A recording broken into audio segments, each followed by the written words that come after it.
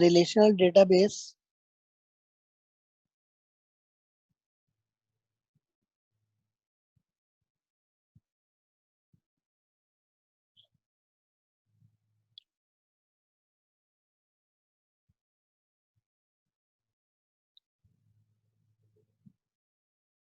A relational database is an organized collection.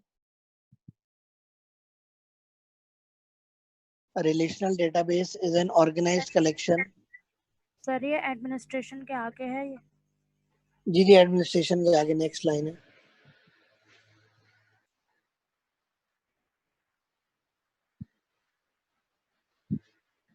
A relational database is an organized collection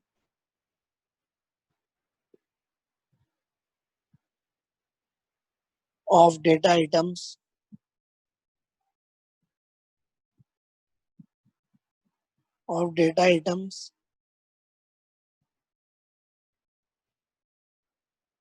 present present as a set of formally described tables.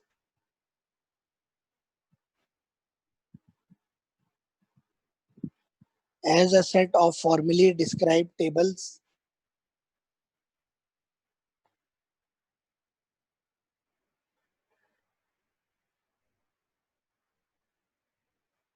The data in these tables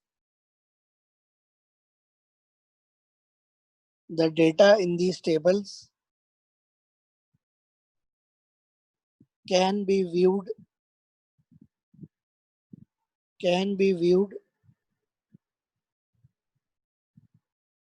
modified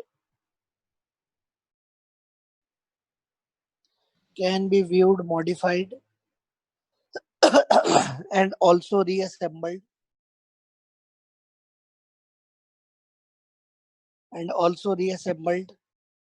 in different ways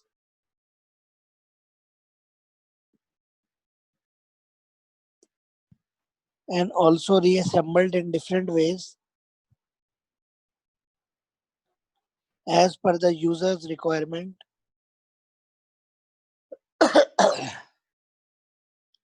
As per the user's requirement, without reorganizing the data tables.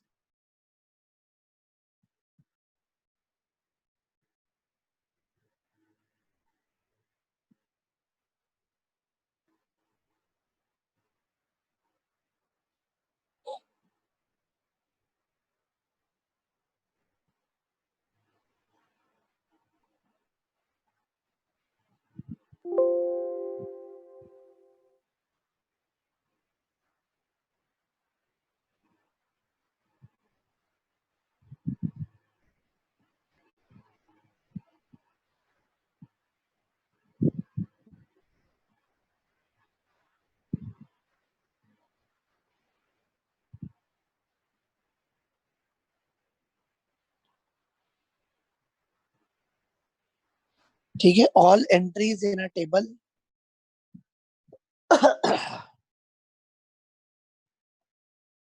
all entries in a table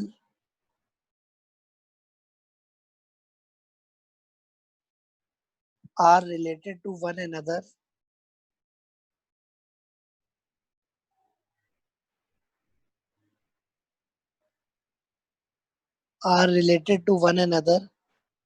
by relationships.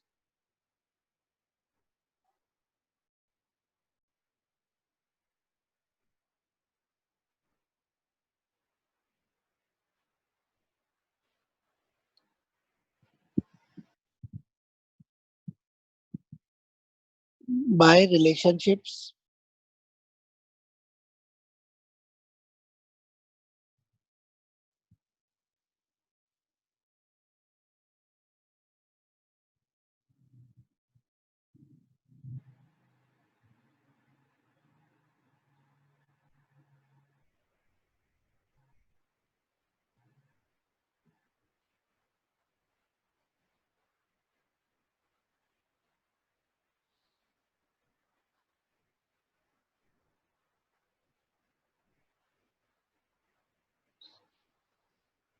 ठीक है, basically relational database क्या होता है, हमने पहले भी discuss किया था कि टेबल्स जो होते हैं वो आपस में लिंक्ड होते हैं। ठीक है, तो वो डेटाबेसेस ज्यादा सक्सेसफुल है या वो ज्यादा कॉमन है जिनमें डेटा आपस में कनेक्ट हो जाता है। ठीक है, अगर एक कहीं पर्टिकुलर फील्ड है जो हम एक टेबल में यूज कर रहे हैं, तो उसी को हम लिंक कर देते हैं दूसरे के साथ, जैसे आईडी है। ठीक है, जैसे स्टूडेंट्स की एग्जांपल, फॉर एग्जांपल आप आईडी ले लें, तो एक टेबल में जहाँ वो मेन टेबल में स्टूडेंट्स के बेसिक प्रोफाइल होगा, वहीं से वो आईडी जो है वो शेयर होती रहेगी डिफरेंट टेबल्स में भी। लेट से हमने सब्जेक्ट्स का अलग टेबल बनाया हुआ है। ठीक है, मतलब स्कूल के रिकॉर्ड का अलग टेबल बनाया हुआ है, टीचर के आईडी का अलग टेबल बनाया है, तो सबको हम लिंक कर सकते हैं स्टूडेंट की आईडी से। तो इस तरह की नॉर्मली डेटाबेसेस के अंदर, रिलेशनल डेटाबेसेस के अंदर आपको चीजें मिलेंगी। ठीक है, इस तरह की जो पहचान होती है, मतलब वो फील्ड जो आपको यूनिकली आइडेंटिफाई करती है, यूनिकली सेपरेट करती है, उसको हम डेटाबेस लैंग्वेज में प्राइमरी की बोलते हैं। प्राइमरी की, KEY, प्राइमरी की बोलते हैं।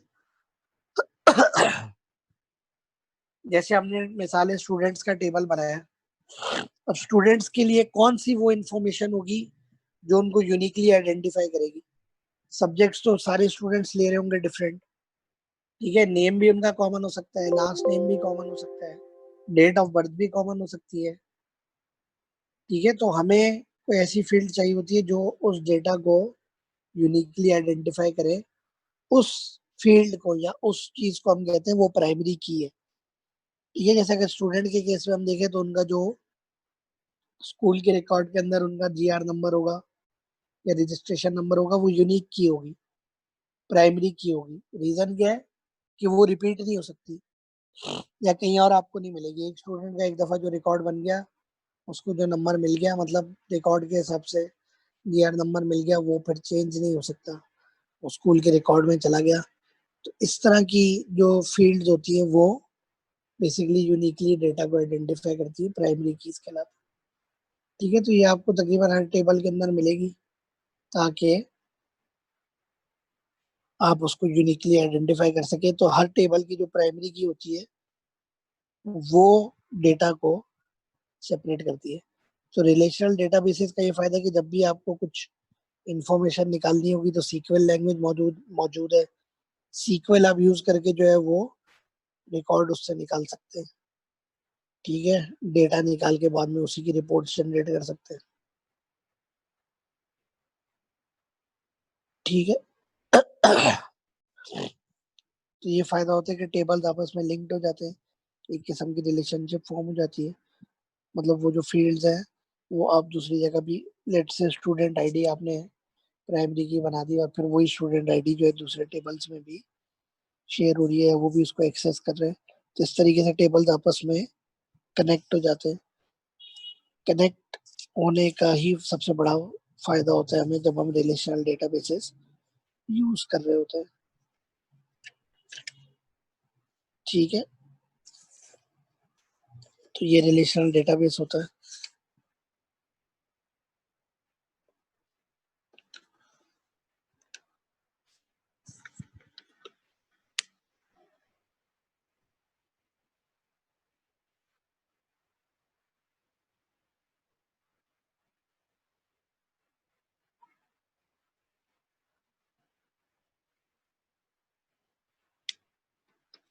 ठीक है, और एक लास्ट कॉन्सेप्ट इसमें लिख लें, डेटा माइनिंग का।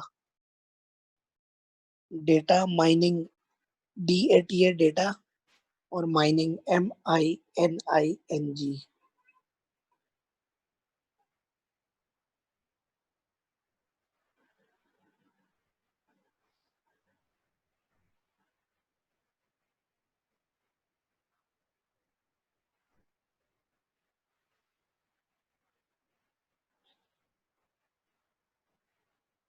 ठीक है, लिखिए data mining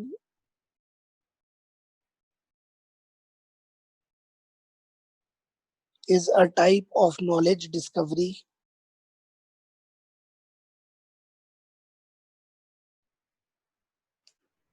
Data mining is a type of knowledge discovery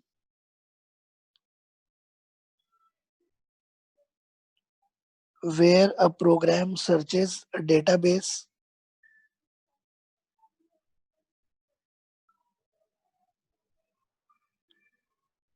where a program searches a database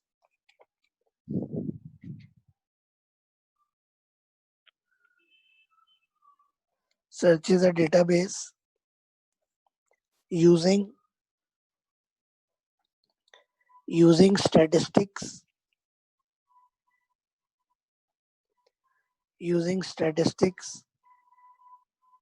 artificial intelligence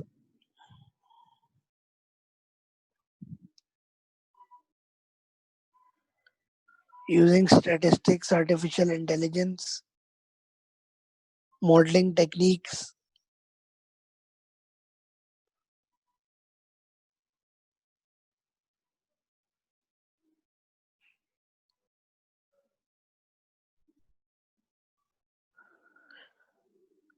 and predicts trends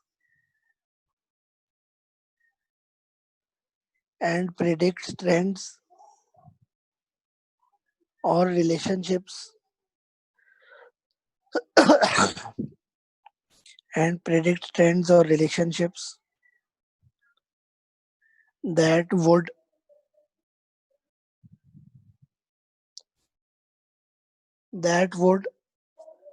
never be noticed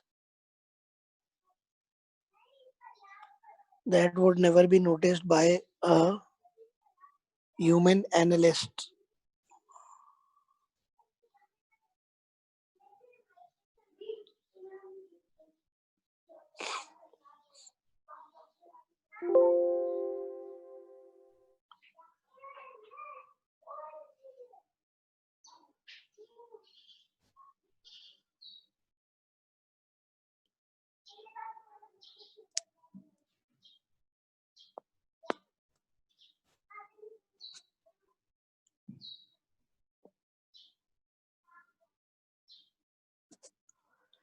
ठीक है। अब डेटा माइनिंग टेक्निक्स बेसिकली क्या होती हैं, बहुत सारे ट्रेंड्स, बहुत सारी चीजें हमें डेटा के अंदर जो है वो, मतलब डेटा एनालिस्ट होते हैं या बैठे हुए जो भी लोग रिकॉर्ड निकाल रहे होते हैं, हम उसकी अपनी मर्जी के ग्राफ्स तो जनरेट कर लेते हैं, अपनी मर्जी की इंफॉर्मेशन उसमें से देखते हैं कि भाई ये हमें ग्राफिकल फॉर्म में शो हो जाए, कुछ हो जाए।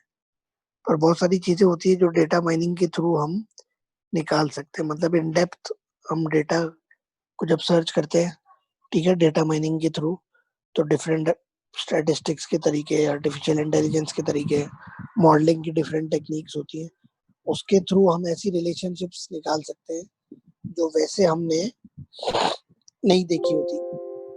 हम ये ऊपर से देख सकते हैं कि भाई ठीक है, हमारे इतने एम्प्लॉयज हैं जो टाइम पर आते हैं, पर कितने एम्प्लॉयज ऐसे हैं, ठीक है, कि जो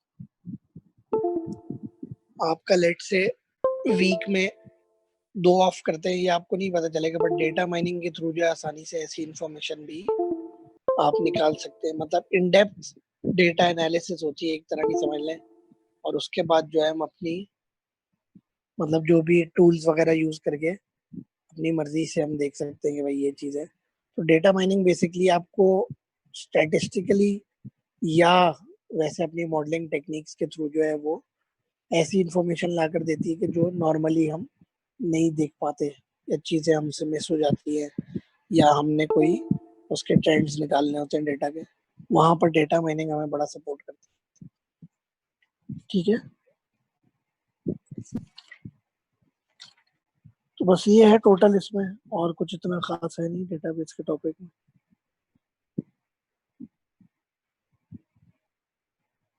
ठीक है, तो ये आप लोग जो है बस सर गो थ्रू। जी बोले। सर डेटाबेस की टॉपिक से क्वेश्चन किस तरह आ सकता है? डेटाबेस के टॉपिक से इस तरीके से आ सकता है कि डेटा मैनेजमेंट के कौन से 5 फंक्शन है, ब्रीफली डिस्क्राइब करें उनको। ओके ठीक है, सर। डेफिनेशन आ सकती हैं जो आपको अलग से लिखवाई है।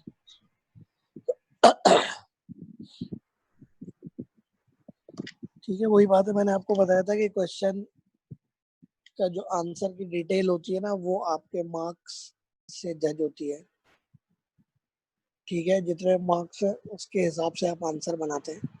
10 नंबर के सवाल में अगर आप खाली हेडिंग्स दे देंगे तो जाहिर सी बात है टीचर भी उस पर मार्क्स नहीं दे पाएगा। तो पहले आप ये देखते हैं कि भाई क्या क्वेश्चन है, ठीक है, कितने मार्क्स है उसके, क्या चीज उसमें पूछी गई है। और एक्स्ट्रा कोई फजूल की इन्फॉर्मेशन कोई ऐसी, मतलब जैसे आप बहुत सारे सब्जेक्ट्स के अंदर पहले तमीज़ें बांधते हैं कि भाई ये ऐसे हुआ था फिर उसकी वजह से ये हुआ, ठीक है, वो सब देने की जरूरत नहीं होती। टू द पॉइंट आप आंसर लिखें और उसी को डिस्क्राइब करें, ठीक है। सर बाकी आपने लास्ट क्लास में कहा था कि आज मैं टॉपिक्स बता रहा हूँ और थोड़ी सी क्वेश्चंस की एग्जांपल्स नेक्स्ट क्लास में बता दूंगा। तो टॉपिक्स बता तो दिए आपको। तो टॉपिक्स तो बता दिया आपने ये नहीं बताया ना ब्रेनस्टॉर्मिंग की क्वेश्चंस किस तरह आ सकते हैं। ब्रेनस्टॉर्मिंग के क्वेश्चंस तो वो डिपेंड करता है ना कि मतलब क्या टॉपिक है क्या नहीं है, उस पर डिपेंड करता है। सर पास्ट पेपर्स देखें। पास्ट पेपर्स भी देख सकते हैं, देख ले, मतलब काफी सारी जगह आउट ऑफ सिलेबस क्वेश्चंस भी आते हैं, देख ले, आप गो थ्रू कर ले उसको एकदम। कोई और ऐसी सर कंफ्यूजन एक्सेल है नहीं, अगर आपने टॉपिक समझा हुआ है, ठीक है, और टॉपिक को गो थ्रू किया हुआ है, रीड किया हुआ है, फिर आपको इंशाल्लाह मसला नहीं होता ब्रेनस्टॉर्मिंग क्वेश्चन में। ब्रेनस्टॉर्मिंग क्वेश्चंस कोई अब आसमान से तो उतर कर नहीं आते, उसके टॉपिक से रिलेटेड होता है। और सर वहीं से एक्सेल वाला टॉपिक इंक्लूड नहीं है ना। देखिए, एक्सेल, वर्ड, पावर पॉइंट मैंने आपको बताया था ये हमारे सिलेबस का हिस्सा है, ठीक है। हमने तो खैर इसको प्रैक्टिकल करना था, कोशिश भी की थी हमने एक क्लास में कि चले भाई हम उससे स्टार्ट करें एक दो क्लासेस से, पर वो लॉकडाउन हो गया, लॉकडाउन की वजह से ये मसला हो गया। तो ये है कि वो जब तक आप प्रैक्टिकली ब्राउज नहीं करेंगे ना तब तक आप उसको समझ नहीं सकते। तो ज़रूरी है कि आप अपने घर के पीसी पर बैठे और वर्ड खोले, एक्सेल खोले, पावर पॉइंट खोले, उसको ब्राउज करें। प्रेजेंटेशन बनाने इसीलिए मैंने दी थी कि पावर पॉइंट पे आप बना सके प्रेजेंटेशन। पहली क्लास में, दूसरी क्लास में जब आपको मैंने प्रैक्टिकल करवाया था इसका, उसका मकसद यही था कि आप प्रेजेंटेशन डिजाइन कर सके, ठीक है, आपको टूल्स पता हो, चीजें पता हो। इसी तरीके से वर्ड और एक्सेल भी खोले, ठीक है, बेसिक बेसिक चीजें उसमें देख लें आप क्या है, किस तरीके से यूज होती है। सर मतलब वो एक्सटर्नल का पार्ट है ना, एक्सटर्नल में आ सकते हैं, अभी फिलहाल इंटरनल में तो नहीं है ना। नहीं, इंटरनल में नहीं आएंगे, ठीक है, क्योंकि इस तरह से खैर मैं इतना टेक्स्ट के फेवर में होता ही नहीं हूँ कि ये टॉपिक्स बंदा टेक्स्ट के थ्रू करे, ये प्रैक्टिकल टॉपिक्स होता है। अब खैर इन्होंने दिए हुए हैं टेक्स्ट में भी, तो वो एक अलग चीज है, करने पड़ते हैं एज पार्ट ऑफ सिलेबस। पर ये है कि इनकी असल यूसेज जो होती है वो प्रैक्टिकली होती है, थ्योरी में हम नहीं कर सकते इसको। तो सर हम ओके सर। क्रेडिट बेस्ड नहीं होते, मतलब ज़्यादातर नहीं होने चाहिए, तो सर फिर हम अगर जो पास पेपर और कोई जहन में सवाल है तो पूछ लें। प्रेजेंटेशन का मैंने बता दिया था, 2-3 बच्चों की रिक्वेस्ट थी भाई कि प्रेजेंटेशन जो है वो आप बाद में ले लें पेपर्स, तो फिर वो पेपर्स के बाद ही हमने शेड्यूल कर दिए। सर फिर टेक्स्ट के अंदर हम कैसे इसको लिख सकते हैं। टेक्स्ट के अंदर मतलब कोई क्वेश्चन ऐसा मैंने देखा नहीं, कोई ऐसा आया हो जिसमें कुछ ऐसा हो। बाकी ये कि मतलब आप सॉफ्टवेयर को यूज कर लें, फीचर्स आपको पता होने चाहिए कि मेन्यू के अंदर क्या क्या फीचर्स हैं, मेन्यू बार के अंदर क्या है, फॉन्ट्स क्या होते हैं, लेट्स से, ठीक है, किस तरीके से हम उसको डेटा को एंटर करते हैं एक्सेल में टेबल की फॉर्म में, मिसाल पावर पॉइंट में आप कैसे प्रेजेंटेशन बनाते हैं, मतलब ये बेसिक बेसिक चीजें आपको पता होनी चाहिए बस। बाकी इसीलिए कह रहा हूँ कि आप सॉफ्टवेयर को यूज करना, जब आपने टूल्स यूज की होती है ना, मतलब आपने जनरली देखा होता है, तो वो कंपैरेटिवली बड़ा आसान हो जाता है आपके लिए, क्योंकि आप उसको रिलेट कर सकते हैं कि भाई ये चीज इसके अंदर यहाँ पर मौजूद थी, तो आपको कभी प्रॉब्लम नहीं होती, ठीक है। सर और एक्सटर्नल की डेट अब तक नहीं आई है ना। नहीं, एक्सटर्नल की डेट नहीं है। सर इमरान रजा की क्लास आज नहीं हुई थी। स्टडी स्किल्स का सिलेबस कंप्लीट हो गया। अच्छा, ठीक है, चलिए, बस ये कीजिएगा आप, सही है, इसको गो थ्रू कर लेना टॉपिक्स को सब, और फिर देख लेते हैं। और बाद में जो है हम पेपर्स खत्म होते ही ना आपकी प्रेजेंटेशन रेडी होनी चाहिए, इसमें कोई अब एक्सक्यूज ना दीजिएगा। जी सर। ठीक है, उसमें जो नहीं अवेलेबल होगा या जो नहीं होगा, मैं एग्जाम के फौरन बाद आपको डेट बता दूंगा। उसमें आपको प्रेजेंटेशन देनी होगी, चाहे मिस हिना की है, सर इमरान की है, किसी की भी सेम डे आ जाती है ना, तो वो फिर देख लेना। उसमें चेंज नहीं करेंगे, पहले ही बहुत लेट हो गया। 5 ओके महीने सर। से हम लोग एक प्रेजेंटेशन नहीं बना सके। ठीक है, बाकी कोई सवाल हुआ पेपर से रिलेटेड कुछ तो पूछ लेना, कोई भी लॉजिकल सवाल हो तो। ठीक है, सवाल क्वेश्चन नहीं पूछना, कौन से क्वेश्चन आ रहे हैं, टॉपिक से रिलेटेड कोई लॉजिकल क्वेश्चन हो तो पूछ लीजिए। सर अगर एक क्वेश्चन है, पूछो जी, तेरा पूछो। लाइक इलस्ट्रेट समथिंग करके कुछ आता है कि हमें बताना है नेटवर्क सर्वर में इसकी लाइक वो किस तरह काम करता है, इसकी इलस्ट्रेशन। तो सर इलस्ट्रेट में भी हमें सिंपल डिस्क्राइब ही करना होता है ना? हाँ, इलस्ट्रेशन में ये आप कर सकते हैं कि ऊपर एक सर्वर बना दे, नीचे क्लाइंट्स बना दे, 2-3 कंप्यूटर उसके साथ कनेक्टेड है, उसी को डिस्क्राइब कर दें बस। Okay sir. मतलब उसी चीज को आप डायग्रामेट्रिकली भी, मतलब डायग्राम छोटा सा बना के उसी को नीचे समझा दें बस। ठीक है, सर कुछ टॉपिक के नोट्स बनाने में बहुत मसला हो रहा है, उसके लिए क्या करें? कौन से टॉपिक्स? सर कुछ जैसे आपने कुछ टॉपिक्स के पास पेपर्स में ना शॉर्ट नोट्स आए हैं, तो उसमें हमारे पास सिर्फ 2 to 3 लाइन, उनके फिर जो है ना लॉन्ग डिटेल्स जो है ना वो इंटरनेट पे भी नहीं मिल रही हैं। 2-3 जगह तलाश किया है तो वो नहीं मिल रही हैं, तो मुझे उसमें टॉपिक्स टॉपिक्स बता देना, मैं आपको फिर निकाल के दे दूंगा जहाँ भी हो। ठीक है सर। ठीक है, चले चले, सही है, फिर पेपर की तैयारी करें। Okay sir. चलें, बेस्ट ऑफ लक, अल्लाह हाफिज।